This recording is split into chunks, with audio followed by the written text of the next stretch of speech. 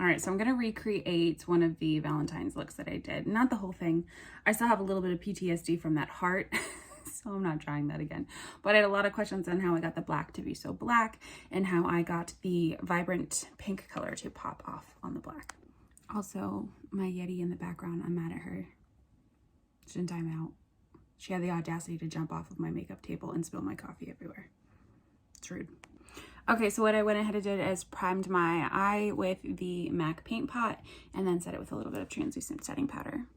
This next step is a bit unconventional, but I swear by it. It works so good. It has not let me down one time.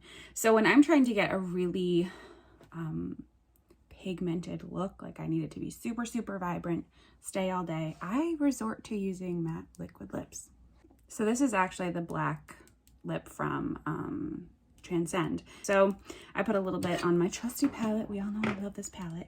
It's like a fluffy brush, and this is where you're gonna see the magic happen. Fluffy brush into the liquid lip and onto the primed eye. Right? Pure magic. I know everybody just went loading up the brush, packing it on. The darkest I want it is right in the center, so that's really where I'm really layering it. And then as I get out here, I'm kind of just diffusing and buffing it out.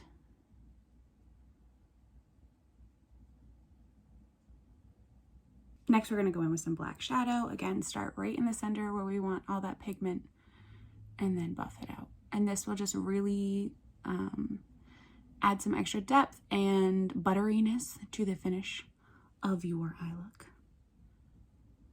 And having that black base there just really helps to make your job so much easier. And now we have the depth that we want, and I've gone and blown it out around the edges so there's no harsh line. So this is the NYX White Liquid Liner.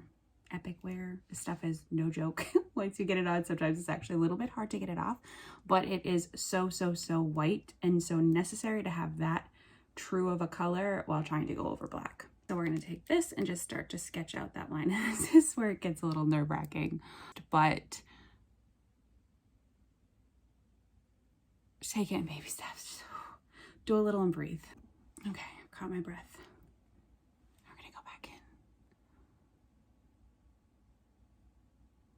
in. And I just kind of try to follow the natural shape of my eye. I do have a bit of a hooded eye, so I can't go down too low because then it'll get all stuck in my crease and be crazy. If you have even remotely hooded eyes, you know the struggle. And then just continue to bring it out. Don't worry too much about the end because we're going to take a makeup wipe and really crisp that up after. You know me and my love for makeup wipes. Okay, make sure to let that completely dry before you go in with the next step, which is eyeshadow. And I'm just using my hot pink color from my James Charles palette. You can use whatever color you like as long as it's got good pigment to it. I like to use a thin brush so that way I'm not getting a ton of excess shadow transferring over onto the black part. You could stop right here, but I like to do another layer of the white, a thinner layer over this to create kind of like a couple layers of dimension and tone. So I'll go in and just do a very thin layer, and again, it doesn't have to be perfect. You're just going to put shadow over it of the liner just to give another pop. Because now when we put the shadow over this white line, it's going to be lighter than the one below it.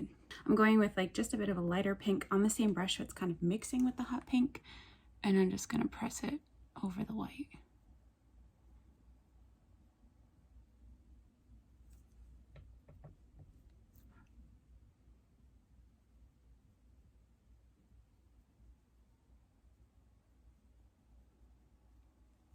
It just kind of gives like a little bit more of a brighter glow to the center of that stripe. And if you had any spots that you felt like were wonky, you could come in with a smaller detailing brush and dip it in that black liquid lip and just crisp up your lines. But I'm actually really happy with the way it came out. So I'm just gonna go and take the brush that I used with the liquid lip originally and just kind of dust it up against the edge of the pink line just to really make sure I'm knocking off any pink that has spilled over and just really make sure that black is coming right up to that pink line. As always, this is why I don't ever do my foundation first when I do these looks. I'm just gonna take a makeup wipe and just really crisp it up. And that's it. I mean, fairly easy, right? You're gonna sweat a little bit. Drawing that line is excruciatingly nerve-wracking, not even gonna lie, but the end result is well worth it.